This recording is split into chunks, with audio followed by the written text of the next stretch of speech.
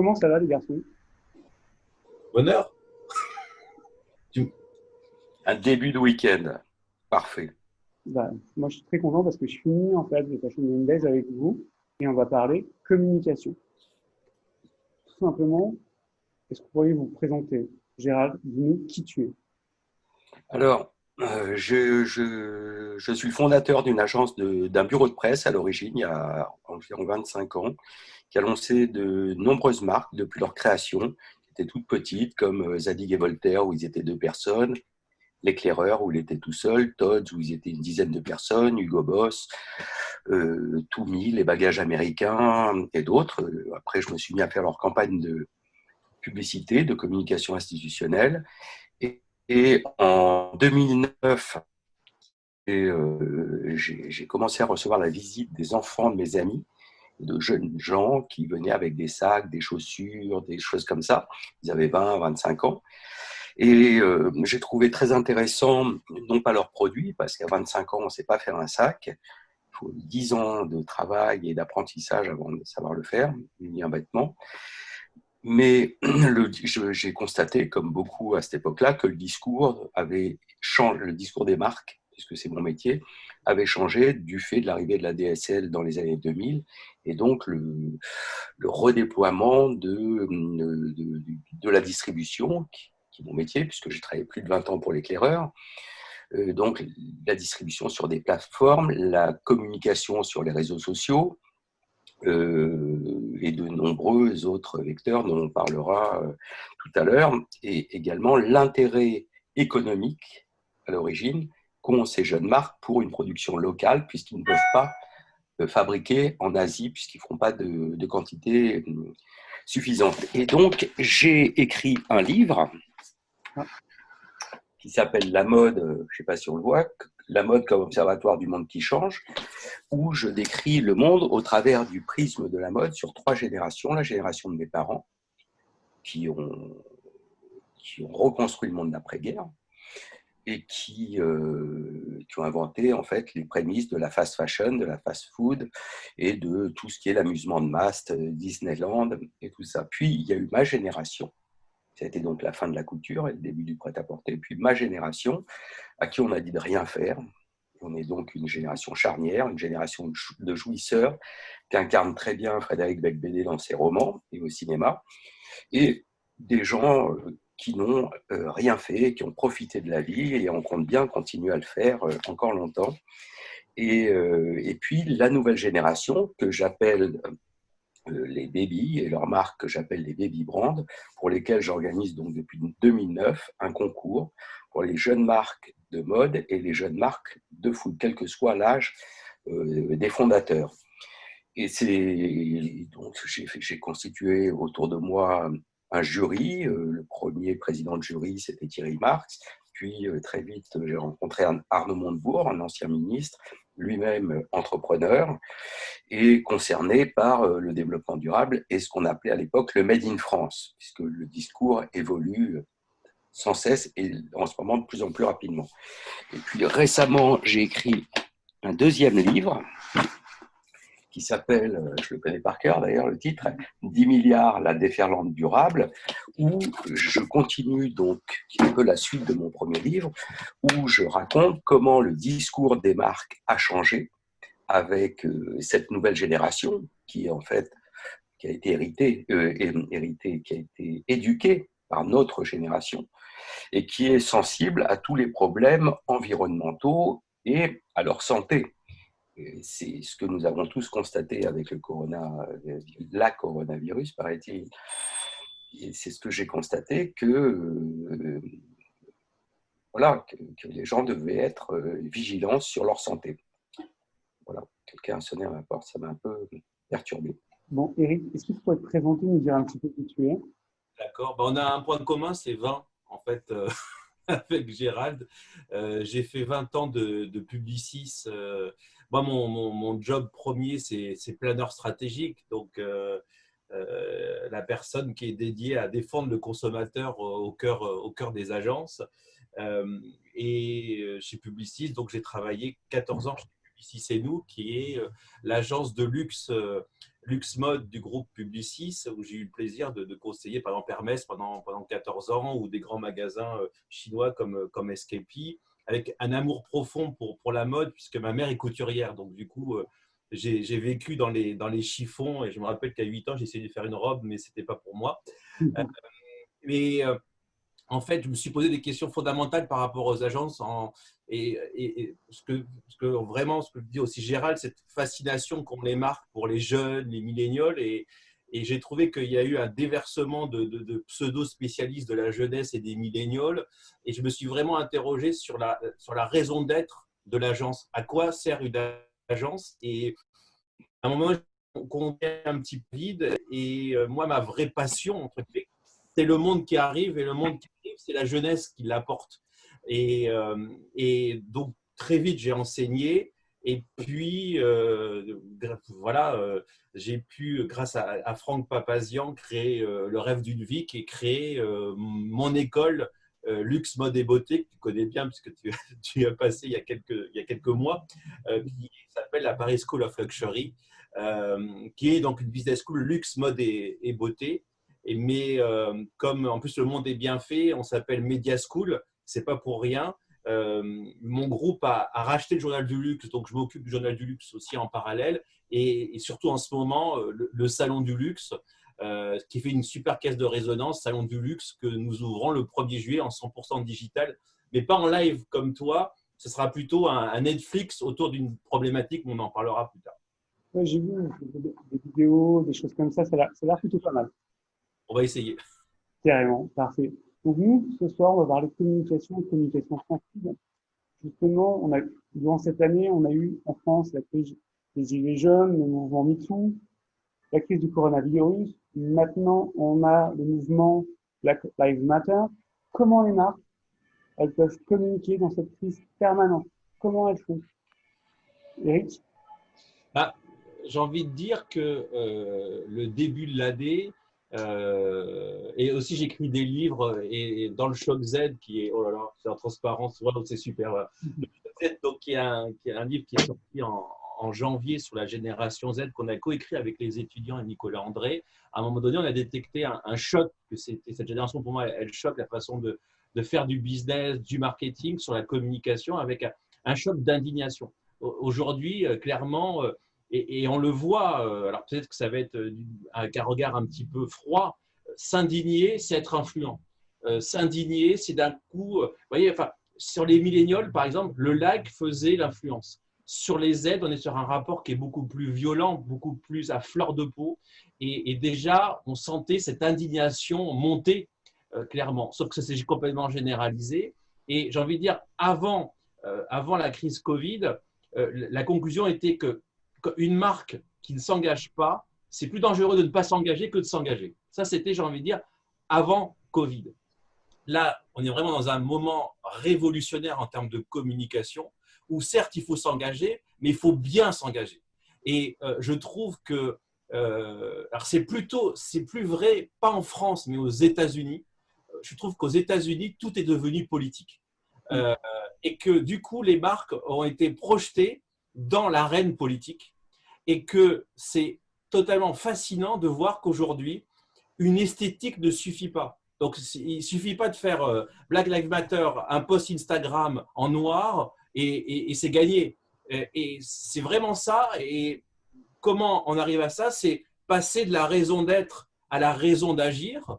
Et même, on a certains posteurs qui disent aujourd'hui, le purpose qu'on entend, la mission de marque, on l'oublie parce que marque, arrête de donner des leçons, mais sois un coach, sois humble.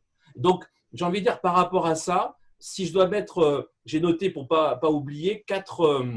parce que regardez les scandales qui s'est passé. Regardez cette semaine, Adidas, Estée Lauder, Apple, Virgil Abloh, Philippe Plein se sont fait allumer parce que justement, ils avaient en même temps proclamé une solidarité, mais très vite, il y a un double-checking qui s'est fait par le consommateur, mais surtout par les collaborateurs. Donc, on est sur une période extrêmement mouvementée où il ne suffit pas de donner des leçons, il faut prouver. Et pour moi, il y a 4 mots-clés pour faire synthèse, parce que c'est très compliqué, on pourrait en parler pendant des heures et c'est passionnant.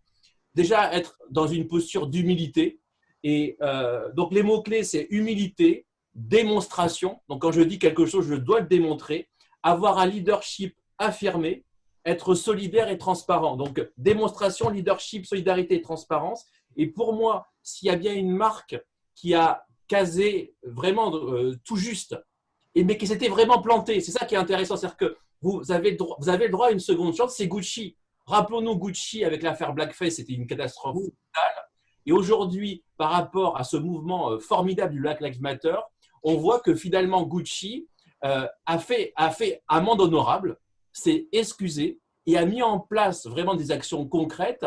Et la semaine dernière, alors c'était une synchronisation qui n'était pas volontaire, ils ont proclamé leur scholarship, donc ils aident 22 étudiants avec des bourses jusqu'à $20 000 qui sont justement des étudiants afro-américains. Donc, tu vois, quand tu dis Black Lives Matter et qu'en même temps, tu présentes ces résultats concrets et que tu montres que dans ton board, en effet, tu as des Afro-Américains, dans ce cas-là, tu es crédible, tu es audible. Super. Gérald, c'est quoi ton avis par rapport à cette crise permanente et sur la manière de communiquer en ce moment si particulier? Alors, je rejoins ce que dit Eric, c'est-à-dire qu'il existe effectivement une nouvelle génération que certains appellent les milléniums, d'autres la génération X ou Z, et puis après ils appelleront la prochaine A, puis B, puis C. Donc c'est sans fin, mais ce qui est de très particulier, c'est qu'effectivement, l'éducation a changé. Et cette génération dont je parle dans mon dernier livre s'appelle la génération Snowflake. C'est une expression qui a été inventée par Chuck, j'arrive pas à lire son nom, dans son roman qui s'appelle Fight Club, qui a donné lieu à un livre, un film avec Brad Pitt que tout le monde connaît. Et cette génération a quelque chose d'extrêmement particulier, c'est qu'ils sont éduqués de façon sans contradiction. Ils ne supportent pas la contradiction, ils veulent toujours être glorifiés, ils ont toujours raison. Et moi, qui suis un spécialiste des jeunes marques, parce que je les accompagne depuis 9 ans, aussi bien dans la mode que dans l'alimentaire, je sais à quel point c'est très difficile de travailler avec eux, parce que non seulement ils ont toujours raison, mais notre génération, les quinquas et sexagénaires, aujourd'hui sont restés des adolescents. Ils s'habillent de la même façon que nous, ils mettent des baskets, des jeans, des hoodies, et donc il y a une vraie confrontation, surtout avec les garçons. Ça se passe beaucoup mieux d'ailleurs avec les filles. Mais ce que je trouve de très particulier et qui décrit ces crises, comme tu dis, en fait, ce ne sont pas des crises, c'est un changement de société qui est complet, qui a commencé donc en l'an 2000, dans les années 2000 avec l'arrivée de la DSL, mais surtout, pour moi, avec l'antispécisme. L'antispécisme, ça consiste à dire que l'homme n'est pas supérieur aux autres espèces animales sur Terre, mais elle fait partie de toutes les espèces. Et ils disent une chose qui est très intéressante, ils disent que les animaux doivent conquérir des nouveaux droits, c'est ce qui se passe déjà. Aujourd'hui, avant, les animaux étaient considérés par le droit français comme des meubles. Aujourd'hui, ils sont considérés comme des êtres doués de sensibilité. Et donc, les antispécistes considèrent le sort qui est réservé aux animaux à celui des Noirs du XVIIIe siècle et à celui aux esclaves donc, noirs du XVIIIe siècle, premier deux siècles, et à celui des femmes. Et donc, c'est pour ça que, personnellement, je ne suis pas surpris qu'avec l'amplification colossale des opinions individuelles, grâce aux réseaux sociaux ou du fait des réseaux sociaux, on a vu successivement sur une année mettre en avant des combats pour les droits des femmes, qui sont décrits donc par les antispécistes. Le Covid, c'est le monde animal et la nature. Et donc la mode, puisque la mode est un très gros destructeur de la nature, et aujourd'hui le combat pour l'égalité des droits pour les Noirs. Ils disent Black Lives Matter. Et ces combats ne vont pas s'arrêter. On le sait tous, ça ne va pas s'arrêter. Et donc, toutes les marques, en termes de communication, vont se retrouver dans une très grosse difficulté. Parce qu'il ne s'agit pas de générations antérieures ou postérieures, il s'agit de générations qui pensent exactement de la même façon. Toutes ces générations, quel que soit leur âge, pensent qu'il faut aujourd'hui préserver la nature, reconnaître plus de droits aux femmes et les laisser évidemment se battre et nous les accompagner, les hommes, et cesser de ce comportement hallucinant face aux minorités visibles, comme on disait, mais en particulier face aux Noirs. Et donc, ce monde va changer et les marques de luxe, justement, vont être les premières victimes de ce changement. Parce que ce mot luxe, déjà, je suis désolé de dire comme ça, mais c'est un mot qui n'existe pas. C'est un mot qui a été repris par M. Arnault, qui est un génie de la mode, un génie de la communication, de la finance, de tout. Et il a fait de ce mot la pierre angulaire de son empire. Chaque fois que vous dites le mot luxe, vous donnez 1 euro à M. Arnault. Là, on vient de dire, je lui dois 4 euros. Là. Parce que vous renforcez son empire. Mais aujourd'hui, on sait que cet empire et toutes les marques qui communiquent avec les mêmes arguments de vente, que ce soit des marques de fast fashion, elles ont les mêmes mannequins, les mêmes photographes, le même discours, que ce soit les marques émergentes, que je ne citerai pas parce qu'il y en a quelques-unes qui font partie de mes clients, elles vont avoir des problèmes parce que ce discours est dépassé. Et je pense que d'ici 5 ans, je ne pense pas, j'en suis persuadé, d'ici 5 ans, de nombreuses marques de luxe, y compris celles ultra performantes des groupes de luxe, auront fermé. Parce que, on a vu Marilyn nous parler tout à l'heure, c'était Marilyn, elle nous parlait et elle nous indiquait exactement ce qu'attendent les consommateurs, pas uniquement les jeunes, mais toutes les personnes qui sont concernées et qui vont être de plus en plus tous les jours par leur santé avant tout, parce que les gens raisonnent d'abord par peur.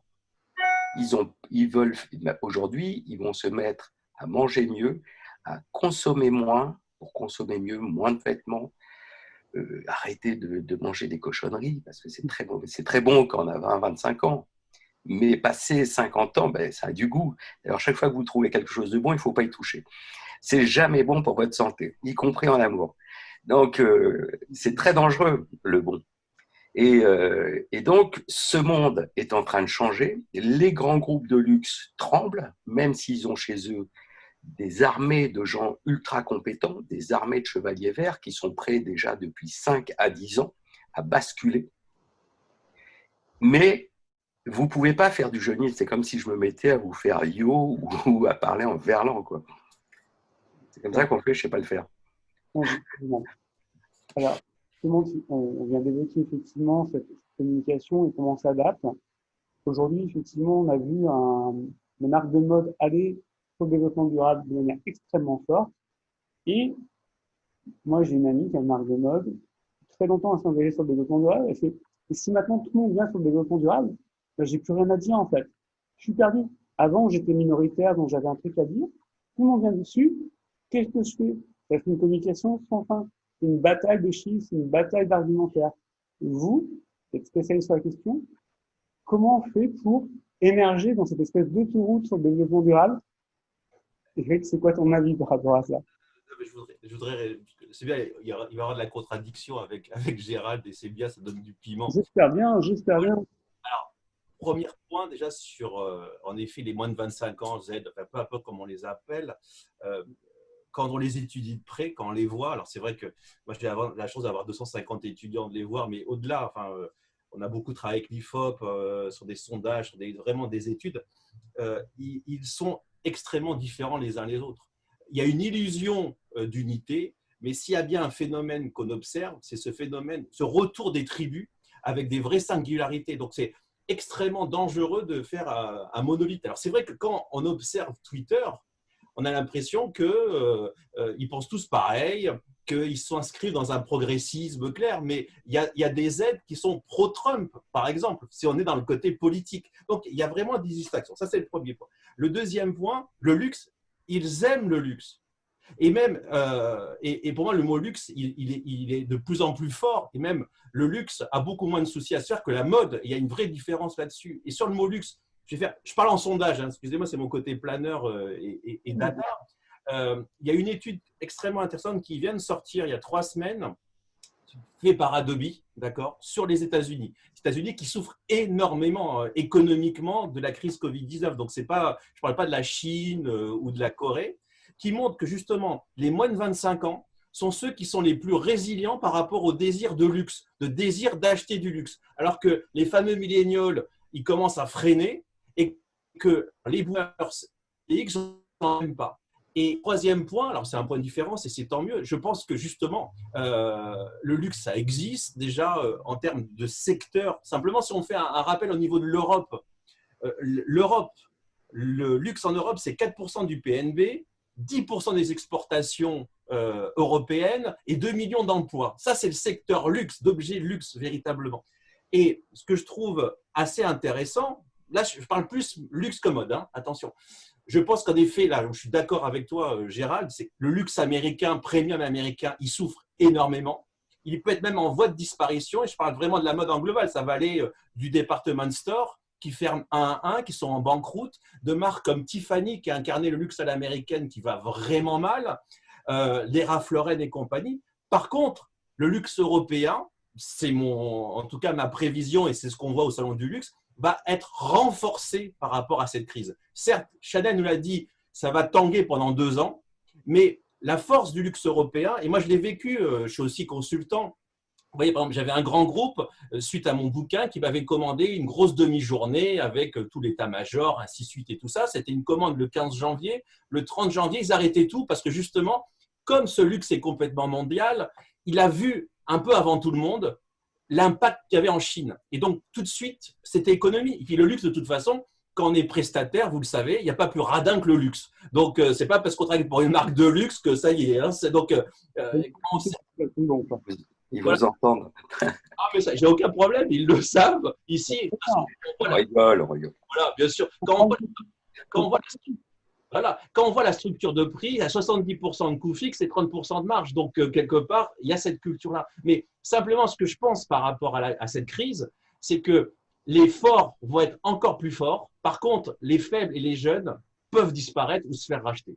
Donc, je pense que la crise va renforcer les fameux POL qui sont en effet Hermès, Kering. Et là, regardez même simplement, en termes de cotation financière, on peut ne pas aimer la finance. Mais ils ont arrivé à revenir finalement, leur cours est pratiquement le même qu'avant le Covid. Bien sûr, c'est normal. Je crois profondément, alors on peut aimer ou pas, à cette résilience là-dessus. Par contre, pour répondre à ta question là où je suis d'accord, attention au purpose. Et là, je faisais une veille. Ce goût du collectif, du nous, peut développer des discours qui sont moralisateurs et qui se ressemblent les uns les autres. Et c'est ça que je disais, il ne faut pas que la marque donne des leçons. Et là, je prends juste un exemple. Quand vous feuilletez le dernier Vogue aux États-Unis, vous n'avez que des campagnes au nom du nous et du collectif. Et c'est d'un chiant à mourir. Donc, le risque, en effet, et je suis d'accord avec toi, c'est que le luxe, c'est la création, c'est la transgression. La durabilité, c'est bien, mais pas que. Voilà. Justement, pour revenir à ma question, aujourd'hui, on parle de développement durable. On voit qu'il y a une sorte de néoconservatisme qui arrive. On ne peut plus rien dire, il faut être politiquement correct. Et donc, mon idée de la provocation de changer les limites, aujourd'hui, face à un climat autant anxiogène où tout le monde scrute les réseaux sociaux, dès qu'on fait un post, tout le monde regarde, on ne sait pas trop quoi faire. Une marque, qu'est-ce qu'elle doit faire? Prendre des risques, être comme tout le monde, faire des listes, à dire je fais 15% de mon polyester ou je fais une liste sur la couleur de mes employés. Qu'est-ce que je fais? Il faut bien connaître ces... Prenons l'exemple de Nike, parce que Nike, c'est censé être the case, d'accord, d'une marque qui s'est engagée. Mais elle ne s'est pas engagée n'importe comment. Elle a parfaitement étudié sa clientèle, à la fois, alors, ce que je vais dire, c'est très stratégique. Alors, je ne parle pas avec le cœur, je parle avec l'esprit, on va dire. Parce qu'après, les convictions des CEO de Nike, moi, je ne les connais pas, je ne suis pas leur psychanalyste. Par contre, d'un point de vue data et à connaissance client, il n'y a que ça qui compte, hein, quelque part, soyons humbles. Bah, clairement, quand on voit aujourd'hui, en fait, comment dire, s'engager, c'est se sacrifier.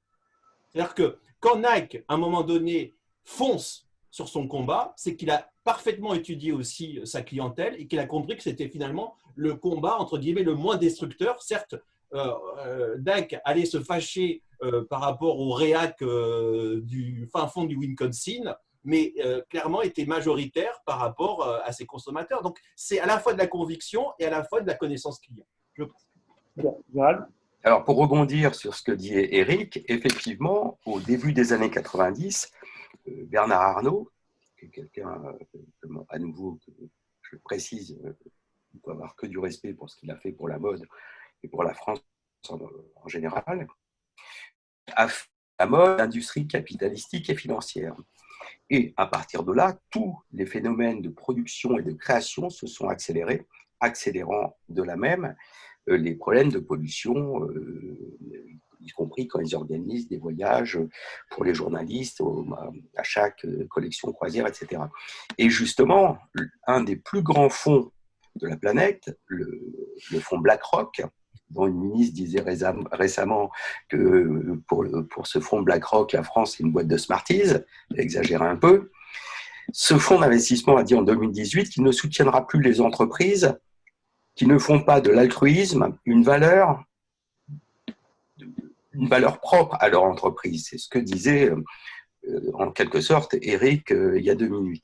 Et BlackRock, ce n'est pas une petite boîte, ils sont présents dans des maisons colossales comme Google, Facebook et d'autres encore. Et quand BlackRock dit que l'altruisme va diriger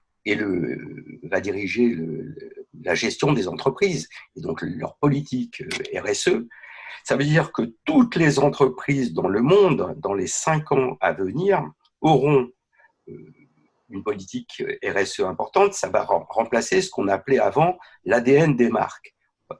À l'avenir, ce sera le RSE. Et d'ailleurs, les gens responsables de cette politique RSE dans les entreprises sont soit les responsables du personnel, soit les communicants, soit les deux. Donc, ça va devenir quelque chose d'indispensable. Et est-ce que les marques vont être obligées de communiquer là-dessus? Bien sûr, évidemment, parce que si jusqu'à présent, les entreprises dictaient le marché, vous disiez, voilà, vous allez maintenant consommer ci et ça, maintenant c'est terminé. On parle beaucoup de la fin de la démocratie, que la démocratie est en danger, qu'on est en train de nous espionner, de nous surveiller, que le langage est contrôlé par le politiquement correct, c'est-à-dire le politiquement correct d'avant, qui est devenu largement plus cash depuis que Donald Trump est devenu président des États-Unis. Et ce n'est pas le cas uniquement aux États-Unis. Aujourd'hui, on nous prévient, et on le sait, que le discours va être encore plus politiquement correct qu'avant.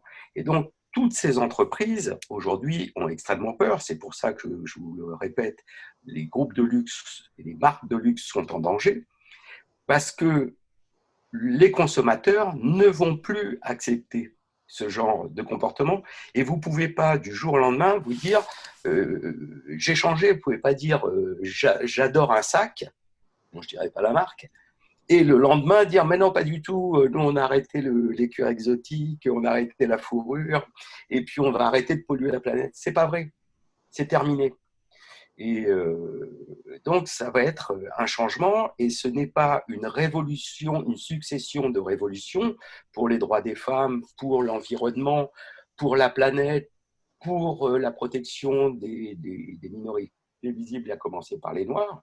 C'est pour ça qu'il y a derrière moi cette photo que j'ai depuis toujours de Martin Luther King, parce que ce mouvement ne va pas s'arrêter et va s'amplifier. Et les gens vont cesser de consommer, mais ça ne va pas se faire aussi radicalement qu'on le pense, parce qu'on a eu tous l'expérience de ce qui s'est passé avec les Gilets jaunes en France, mais des conflits comme ça, il y en a eu locaux, il y en a eu dans 25 pays dans le monde. pourquoi les Gilets jaunes sont advenus? C'est parce que la France a été un des rares pays à appliquer les recommandations de la COP 21 pour faire baisser les émissions de carbone. Et en 4 ans, ils l'ont augmenté tellement vite que le prix de l'essence a augmenté et les Français les moins riches, les moins favorisés, n'avaient plus d'essence pour aller au boulot, n'avaient plus d'essence pour aller faire leurs courses. Et si aujourd'hui, on fait la même réflexion drastique de dire voilà, on va arrêter du jour au lendemain de consommer, d'aller au McDo, d'aller chez Hermès en Chine, faire 2 millions de chiffres d'affaires dans la journée. On ne peut pas faire ça. La réalité est médiane. Ça va se faire progressivement. Dans 15 ans, on va atteindre un point de bascule de 14% dans les émissions, dans la production d'énergie renouvelable, et à partir de ce moment-là, on consommera moins d'énergie fossile, de pétrole, de charbon et d'autres matériaux. Et le monde va changer. On roulera électrique, et cette électricité ne sera plus ni nucléaire, ni issue du charbon, ni issue du pétrole. Donc, on a toutes les raisons d'être optimiste, parce que le monde n'est jamais allé aussi bien, et c'est justement en communiquant sur des valeurs de générosité que les marques et de respect de tous, de l'environnement, des Noirs, des femmes et des malheureux hommes blancs qui, eux, hétéros et tout, qui vont, eux, prendre très très cher, que les marques vont pouvoir rester dans l'écosystème. Sinon, de toute manière, elles vont disparaître. Okay. Désolé d'être radical. Eric, tu voulais réagir? Je suis d'un naturel pessimiste, mais hyper réaliste aussi. Aujourd'hui, hormis Chanel, parce que Chanel n'est pas coté, ce qui compte, c'est Wall Street, si vous voulez. Et le problème, c'est que Wall Street ne voit qu'une chose. Il n'y a qu'un compteur qui compte, c'est le chiffre d'affaires, la progression du chiffre d'affaires. Donc, pour que ces valeurs vraiment morales triomphent, il faut qu'il y ait boycott, en fait. Il faut que vraiment le consommateur boycotte, au sens premier du terme. Alors, c'est arrivé, en effet, il y a certains cas, ça arrive où le boycott? Ça arrive en Chine, en fait. Allez voir Dolce & Gabbana avec le racisme qui s'est passé le avant et le après. Et en plus, les consommateurs chinois ont de la mémoire, et une mémoire tenace. Regardez, c'est pour ça que j'ai ce pessimisme-là, parce que, par exemple, Amazon s'est fait attaquer de toutes parts par rapport à sa politique sociale, par rapport au traitement de ses ouvriers. Et aujourd'hui, regardez, malgré ça, eh bien, les chiffres d'Amazon sont records.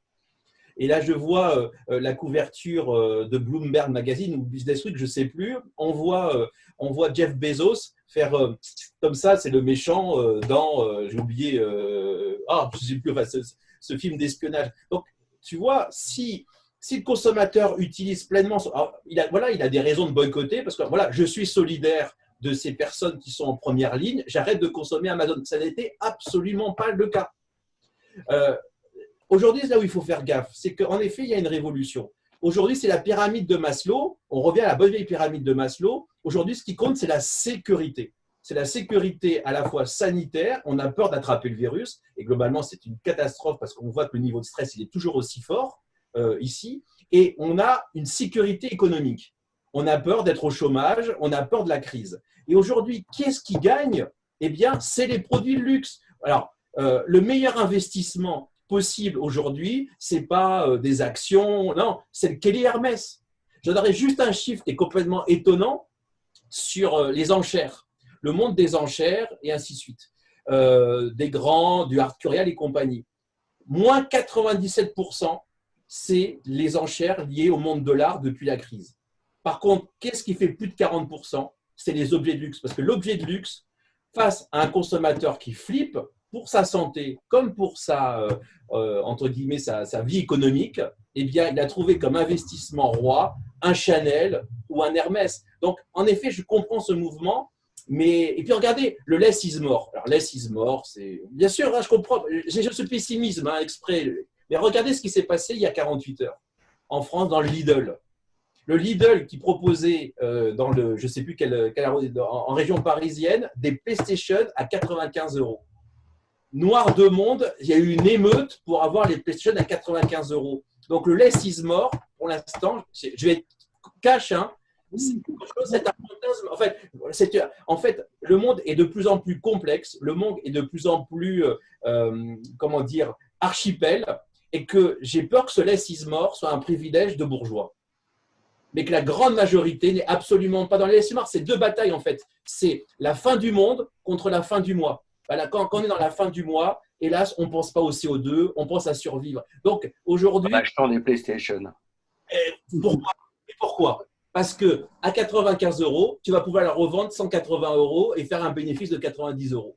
Non, mais… Et t'amuser, mais c'est trop tard. La PlayStation 4, ils l'ont déjà. Alors, pour en revenir effectivement au développement durable dans la mode, il y a beaucoup de jeunes créateurs qui nous regardent, beaucoup d'entrepreneurs. Quel type de conseils vous pouvez leur donner en termes de communication?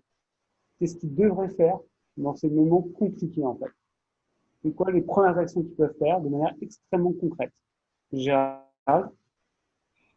Alors, comme je vous disais tout à l'heure, j'ai mon premier client avec lequel j'ai travaillé pendant 20 ans, ça a été l'éclaireur, qui aujourd'hui a 30 ans, et je me suis occupé par la suite du salon Tranoï, donc j'ai découvert depuis leur création de nombreuses marques, comme Mandarina Duck, Tots, Mian de Mester, Dries Van Noten, qui étaient des marques qui n'existaient pas du tout. Ils étaient 2 ou 3 dans des petits bureaux.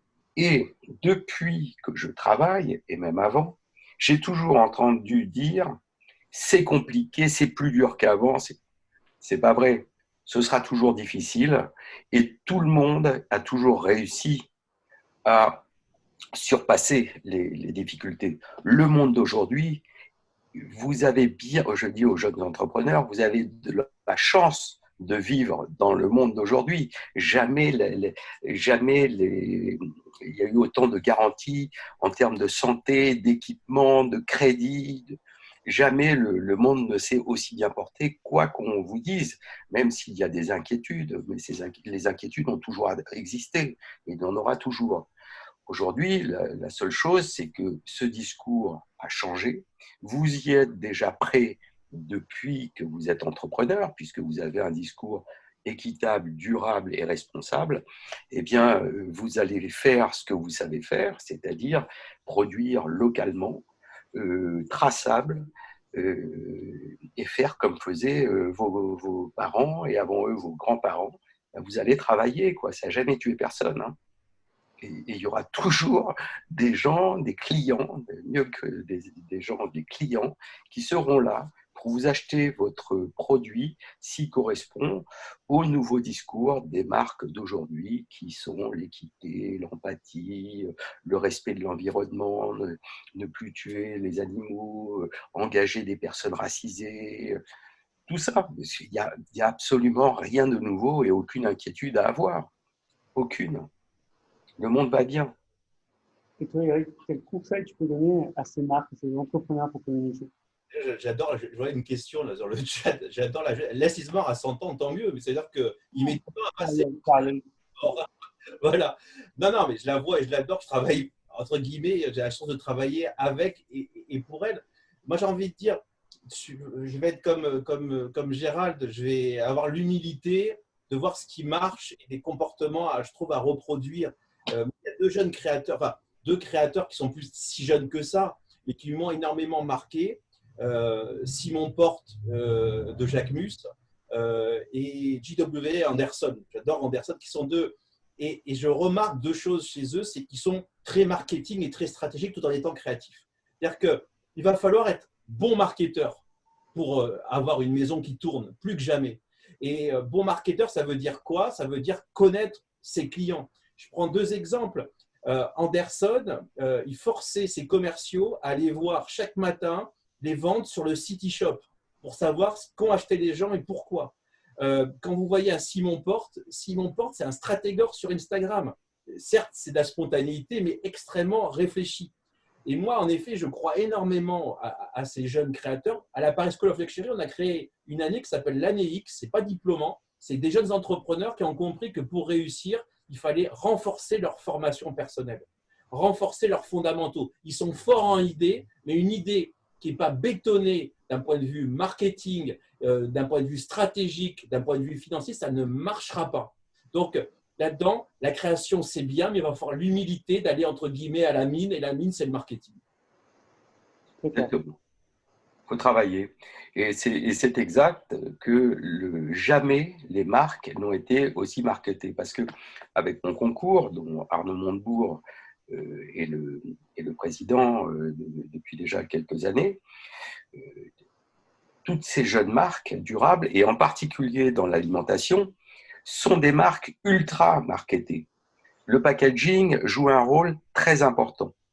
Après, la qualité également, parce que toutes ces marques, comme le chocolat des Français, les confitures parisiennes, le cidre Sassy, les champagnes La Nouvelle, tous déjà, comme le disait Eric, sont des marques marketées. Comme on les recherche sur Google, champagne La Nouvelle, chocolat des Français, confiture parisienne. Vous voyez, chaque fois, le nom de ce qu'on fait est dans la marque. Le packaging est là pour attirer la clientèle. Mais ce qui est exact, c'est que l'expérience d'achat d'un nouveau produit dans la food est extrêmement bas, parce qu'acheter une tablette à 2,50 €, ça ne va pas vous ruiner. Alors que d'acheter un sac fait à Paris, made in Paris, comme on disait avant, à 700 €, c'est pas parce que vous allez pas sauver la planète avec un sac à 700 €. Vous préférez continuer à la détruire gentiment en l'achetant dans une grande marque de luxe. Voyez. Donc c'est pour ça que je vous dis que les choses ne vont pas changer du jour au lendemain, mais progressivement, ils vont avancer encore plus vite. Et on a vu la puissance des réseaux sociaux pendant ce confinement de 2 mois. Ce sont eux qui ont fait la loi. Ce sont eux qui ont permis aux opinions de s'exprimer, à tort ou à travers ou à raison. Et ils vont conserver cette avance. Et pour faire une digression sur ce truc-là, la plus grande force de Mark Zuckerberg, le fondateur de Facebook, ce n'est pas d'avoir inventé Facebook, c'est de l'avoir conservé face aux plus puissants des chefs d'État, les chefs d'État américains, qui évidemment les utilisent. Et c'est pour ça que Obama disait aux jeunes gens, méfiez-vous de Facebook, ils vont conserver tout ce que vous dites chez eux. Donc, évidemment que le monde peut paraître inquiétant à certains. Moi, je le trouve extrêmement réjouissant parce que je fais une confiance énorme d'abord aux hommes, aux femmes, mais à la technologie. Jamais la technologie n'a répondu aussi vite et aussi bien à toutes nos aspirations. Et cette technologie, on la trouve actuellement dans les systèmes de distribution, c'est-à-dire les plateformes, l'analyse des ventes, et vous envoie des pubs dès que vous avez regardé une paire de chaussures quelque part, vous êtes assommé, etc. Mais également dans la production de nouveaux produits, tu parlais de Nike tout à l'heure, mais chez Adidas, ils fabriquent aujourd'hui des chaussures à partir de déchets qui sont repêchés dans la mer. Il va y avoir donc de plus en plus de recyclage, d'upcycling. Les gens vont acheter beaucoup moins de vêtements. Moi, pendant le confinement, j'ai remis à Emmaüs, dans une boîte prévue à cet effet, plus de la moitié de mes vêtements. Parce que je me suis rendu compte en écrivant ce livre, justement, qu'effectivement, je portais toujours la même chose. Voilà, donc toutes les habitudes de consommation vont changer. Les consommateurs vont avoir un poids qu'ils n'avaient pas avant, puisque les consommateurs vont devenir des citoyens, et une marque, c'est politique. Et les marques, aujourd'hui, c'est ce que disait Eric en préambule, font de la politique. Et elles feront de plus en plus de politique. Elles sont obligées à chaque événement d'intervenir quand il y a un incendie de la cathédrale de Notre-Dame. Les grands groupes de luxe mettent tout de suite la main à la poche. En Australie, quand les koalas brûlent et que les forêts brûlent, eh bien, à nouveau, et donc en permanence, les entreprises ont mis et le feront de plus en plus. Parce que, encore une fois, il faudra aujourd'hui, comme le recommande le fonds d'investissement BlackRock, faire preuve de générosité. Si vous ne faites pas preuve de générosité, eh bien, vous êtes mort. La marque sera morte. Donc, tout ça, ce sont plutôt des bonnes nouvelles. Après que le commerce change de main, qu'il passe d'une famille à une autre famille, c'est dans l'ordre des choses. Personne n'est éternel. C'est la vie. Super. Il va nous rester une dizaine de minutes. On va prendre les questions du public. J'ai une question pour Eric de Ariel Lévy, forcément. Il dit, parle-nous de la jeunesse et de la radicalité. Ah, c'est une bonne question. C'est une de nos punchlines, radicale, mais pas immuable. C'est ça qui est important.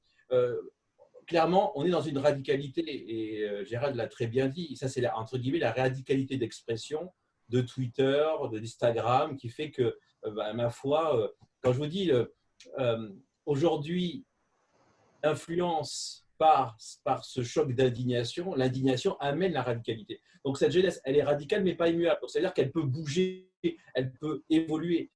Et c'est vrai que nous, on a développé un outil avec l'école qui s'appelle l'Observateur du monde qui arrive, qui est sur YouTube et qui est gratuit, qui est d'abord un cours et puis qu'on met sur YouTube. Et du coup, tous les mois, on voit l'évolution. Et en tout cas, ce que je sens de ce moment, c'est pas forcément un changement systémique, on peut pas le dire encore en tout cas. Mais en tout cas, c'est clairement une accélération de choses qu'on a déjà vues, qui étaient déjà germants, qui prennent un poids supplémentaire. Il y a rien qui vient de nulle part, vous voyez. Il y a cette dimension-là. Après cette jeunesse, c'est pas en 2 minutes qu'on en parle. Je veux dire, elle est plurielle. Faites gaffe, elle n'est pas qu'une. Je cite la Bible, We are legion, nous sommes légion. C'est-à-dire que la difficulté, c'est qu'en effet, il y a ce phénomène tribal d'hypertribu qu'on peut avoir des zones très, très différenciantes. Il y a cette idée de l'extrémité, parce qu'en effet, quand on voit la jeunesse, on la lit, on va dire c'est la génération la plus écologique. Sauf que quand on rentre après dans les usages clairement, c'est la génération qui pollue le plus. Donc, vous voyez, il y a en extrémité, je suis écolo, mais après, quand il faut trier ou quand il faut faire gaffe parce que, en effet, j'adore l'e-gaming, j'adore Netflix, je pollue un max. Donc, vous voyez, c'est là où il faut faire vraiment extrêmement attention de ne pas tomber dans des stéréotypes qui sont dangereux et qu'ils refusent eux-mêmes. Super. Il y a une question de Claudia A. Je vais vous la lire, on peut la voir dans le chat. Certes, ils veulent des actions concrètes, mais comment rentrer dans une logique d'échange d'un point de vue coéducation? Car les actions en urgence sont parfois pernicieuses. Exemple, on donne des bourses, on donne des promotions à des personnes racisées du jour au lendemain, mais cela peut être parfois un effet pervers. Ce n'est pas du jour au lendemain. Si je prends l'exemple de Gucci, on voit ce qui s'est passé. En fait, ça a été extrêmement bien fait par rapport à Gucci. Ils sont tapés cette crise du blackface. Ils ont fait des comités, mais pas comme des comités, comme on fait des comités dans les gouvernements, des comités qui ne font rien. On voit cette crise quand même où les États ont été attaqués, où finalement le conservateur trouve que les marques sont beaucoup plus utiles que les États. Bon, moi, je ne partage pas ce point de vue personnellement. Mais en tout cas, les chiffres sont là. Et quand on voit comment le luxe est engagé de façon absolument… On ne s'attendait pas là, le luxe, clairement. Le luxe est devenu, entre guillemets, à travailler par rapport au bien public, et le luxe est devenu pratiquement vital en transformant ces chaînes de production pour faire du gel, pour faire… vous voyez, c'est quelque chose qu'on ne s'attendait pas. On s'attendait plus aider le monde des artistes que plutôt aider le monde de l'hôpital. Donc, là-dessus, j'ai envie de dire, si je prends l'exemple de Gucci, ça a été un travail réalisé mûrement, mais simplement cette commission, elle a travaillé avec les bonnes personnes et il y a quelque chose de pérenne. Ce n'est pas un one-shot. Chaque année, il va avoir ces 22 étudiants. Et puis les 22 vont devenir 40. C'est du vrai changement, ni plus ni moins. Donc, non, moi je trouve que c'est très bien. C'est le nouveau discours. C'est le nouveau discours des marques. C'est un parcours obligé. Et justement, dans mon livre, page 125, je ne connais pas le numéro de la page. Je fais le portrait de la nouvelle consommatrice d'aujourd'hui, que j'appelle la perruche. C'est absolument pas péjoratif. C'est un personnage qui m'a été inspiré par une jeune femme ravissante que j'avais trouvée parfaite et qui m'avait sorti cette phrase, m'avait dit tant que je pourrais me faire un œil, donc se maquiller, je serais heureuse. Et en fait, cette jeune femme qui avait 35 ans, je pense, a été élevée par les campagnes des marques de luxe. Toute cette génération, depuis le début des années 90, donc aujourd'hui elles ont 30 ans, même plus, 90, ouais, 30 ans, elles sont, je l'ai appelé comme ça, parce qu'elles sont apparues sur les toits des nouveaux restaurants, ça s'appelle des rooftops. Et à partir, et ces filles, vous les reconnaissez, ces jeunes femmes, vous les reconnaissez immédiatement, ce sont des mannequins de groupes de luxe. Elles sont quelques-unes, elles sont quelques centaines, quelques milliers à Paris, et il y en a quelques centaines un peu partout en France. Mais ce sont elles, les porte-paroles des groupes de luxe. Et elles sont en train de changer. Elles sont en train de changer. Avant, elles achetaient des vêtements qu'elles ne portaient pas. Elles voyageaient en jet quand ça se présentait. Elles sont évidemment extrêmement éduquées. Elles sont diplômées, elles gagnent leur vie, elles sont indépendantes.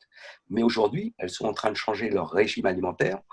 Elles deviennent flexitariennes, ça veut dire qu'elles mangent, elles ne sont pas vraiment végétariennes, mais elles mangent de temps en temps de la viande. Elles font du yoga, ça ne les empêche pas de se faire un petit rail de coke le jeudi entre amis. Vous voyez, et donc, elles font extrêmement attention à leur santé. Elles font du blogging, c'est-à-dire qu'elles ramassent des déchets par terre en même temps qu'elles font leur jogging. Et donc, en même temps qu'elles avancent, elles s'éloignent des groupes de luxe qui les ont formatées. Et ces groupes de luxe, c'est ce que je vous dis et répète, j'espère pas avec acharnement, depuis le départ, sont en train de perdre leurs ambassadrices. Parce qu'elles sont éduquées, elles sont concernées par ce qui est en train de se passer et elles les quittent progressivement. Et leurs plus jeunes sœurs, celles qui ont 16 ans et moins, celles que vous appelez la génération Z, qui sont celles qui ont l'âge de Greta Thunberg, sont plus radicales. Elles vont dire, voilà, maintenant c'est terminé, on n'achètera plus ce que vous nous proposez. Et vous pourrez dire, on a changé, on ne vous croira pas. On sait très bien que personne ne change. Donc, il va falloir de nouvelles marques. Et ces nouvelles marques, Eric parlait de Jacquemus tout à l'heure, ces nouvelles marques, ce sont des gens qui sont plus proches donc d'un discours de Jacquemus, proche de sa maman, de sa grand-mère, de sa Provence. Vous voyez, il s'agit, même s'il utilise les mêmes ateliers que Lamache et Kering, hein. Mais le discours a changé. Et ce discours va devenir obligatoire. Eric, tu veux compléter ? D'accord, mais c'est bien. En effet, il y a une partie qui peut rejeter, mais finalement, elle ne rejette pas tant que ça. Regardez Emma Watson, par exemple, qui vient de rentrer chez Kering, qui pourrait être une incarnation de ça, d'une femme extrêmement féministe qui porte. Et voilà, elle est intégrée dans le comité, dans le CODIR de Kering. Alors, est-ce qu'elle va avoir des actions réelles ? Après, je ne suis pas dans le secret des dieux. Non, moi je pense que la jeunesse, elle continue à aimer le luxe. Par contre, elle remet en cause quelque chose qui est encore plus pernicieux que l'engagement politique, c'est le prix du luxe. C'est le prix de l'objet de luxe. Et là, en fait, on est toujours, entre guillemets, dominé par rapport au prix du luxe. Rentrer dans une boutique, mon Dieu, on est dans la cathédrale, on n'ose pas. La Z, elle n'a pas peur de négocier le prix. Et surtout, la Z, elle a intégré quelque chose de fondamental. Elle ne veut pas payer le prix, elle veut pas payer le luxe au prix fort. Elle utilise le second marché. En fait, la révolution, je trouve, de la jeunesse, c'est le second marché qui commence à être… C'est vestiaire collective. Exactement, mais à peine accepté. Quelque part, regardez, une marque comme Weston, ça y est, ils intègrent maintenant de l'occasion. Mais combien de marques ne veulent pas voir ce second marché ? En fait, la Z, elle joue avec le luxe, mais à son propre jeu, qui est le jeu économique. Après, j'ai envie de vous dire, par rapport, comme la thème, c'est un peu l'engagement, je pense que la marque la plus muette par rapport à son engagement, c'est celle qui marche le mieux, Hermès. Est-ce que vous pouvez me citer vraiment des engagements politiques d'Hermès? Non. Mais pourtant, c'est celle qui marche le mieux. Donc, c'est pour ça qu'il faut extrêmement relativiser que dans ce monde, on ne peut pas généraliser. Et c'est tant mieux. Dior, ouais. Oui, bah, Dior, ça marche le mieux. Hein. Mais oui, mais ça, il y a des entreprises. On va prendre une dernière question, qui va nous rester 3 minutes, et après, je pourrais vous laisser. Parce que sinon, je pense qu'il faut discuter pendant 12 heures. Je pense que d'ici 2 ans, Jacques Mus et en fait tous ces marques créateurs intègrent les grands groupes, en fait, naturellement. Parce que la crise est là. C'est ce qu'ils souhaitent. Oui, non, mais comme. On vous donne rendez-vous dans 2 ans, vous revenez au même endroit, on continue la conversation, on parlera de Chanel et Jacques Mus. 1er juin. Avec plaisir. De Alix Poitou, cette dernière question. Mais est-ce que vous ne faites pas référence qu'à une partie de la population? Ce que je dis, voilà, en fait, de toute façon, la Z, il y a 1000 tribus. Donc, ne généralisons pas. Je suis complètement d'accord avec cette question. Après, on parle de chiffres business globaux à un moment donné, parce qu'il n'y a que ça de réel quelque part. Je comprends qu'Alix puisse se poser la question, mais il ne s'agit pas de regarder le monde au travers uniquement du prisme de la mode. La vraie révolution, ça va être l'alimentation. Et vous allez commencer par l'alimentation, après vous pouvez vous mettre à faire du sport, après vous allez changer vos habitudes vestimentaires. Et encore une fois, il n'est pas souhaitable que le changement soit radical. Le changement se fait progressivement. Donc, on ne se rend compte de rien parce qu'aujourd'hui, nous sommes dans l'œil du cyclone. On ne voit pas ce qui est en train de se passer. Et tous les bouleversements ont lieu aujourd'hui. On le verra dans 5 ans, quand on en sera sorti, dans 3 ans, quand on sera sorti de ce cyclone, dans quel état sera la société, dans quel état sera l'économie, dans quel état nous serons chacun d'entre nous. Moi, je me suis mis au sport. Très bien. On va s'arrêter là. Merci. Rappeler peut-être Gérald tes livres. Comment? Gérald, tu as écrit des livres. Tu peux juste nous rappeler les titres? Ah, les titres? Oui. Donc, le premier livre que j'ai écrit s'appelle, qui est sorti en 2015 chez la maison d'édition L'Éditeur, s'appelle La mode comme observatoire du monde qui change. Je ne sais pas si on le voit. Et Karl Lagerfeld m'avait très gentiment offert cette photo comme couverture. Et le nouveau qui vient de sortir, qui s'appelle donc 10 milliards, c'est le nombre d'habitants qu'il y aura sur Terre en 2050, 10 milliards la déferlante durable. La déferlante durable, c'est parce que toutes les marques vont devenir durables, qu'elles soient dans la finance, l'art, la mode, l'industrie alimentaire, le tourisme, absolument tout. Et donc, dans ce livre, avec une très jolie maquette que m'a fait mon éditeur, avec des illustrations, il s'agit donc d'une succession d'une centaine de stories dans lesquelles je décris à la fois les problèmes et leurs solutions sous forme de portraits de marques de mode, d'alimentation, mais également les nouveaux leaders qui sont des personnes anciennes, puisqu'il y a aussi bien Brigitte Bardot que le capitaine Paul Watson, que Horaïto, toutes ces personnalités qui, dans le monde, sont en train de promouvoir ce nouveau monde. Parfait. Merci beaucoup, Gérald. Eric, je crois que tu fais un salon sur l'X. Voilà. Pardon. Grande maison comme petite maison, jeunes créateurs et ainsi de suite. Ce qui est important dans cette période difficile, parce que c'est une période difficile qui va durer, comme le dit Gérald, au moins pendant 2 ans, c'est d'avoir la résilience, de développer sa résilience business, économique et managériale. Et justement, à partir du 1er juillet, sur le salon du luxe, on fait un spécial résilience luxe. Il n'y aura pas que luxe. Ça veut dire 40 intervenants et 40 heures de programme. C'est une espèce de Netflix, entre guillemets, sur la résilience luxe, mode et beauté. Vous allez sur le site Journal du Luxe à partir du 1er juillet, Salon du Luxe. Et c'est parti. Et merci à vous. Merci à toi, Gérald. Merci, Eric. Merci, Fabrice. Et j'espère vous rencontrer tous les deux bientôt. Ben, j'espère. On se voit. Avec plaisir. Avec très grand plaisir. Merci pour tout. Merci à vous deux et à toute l'équipe.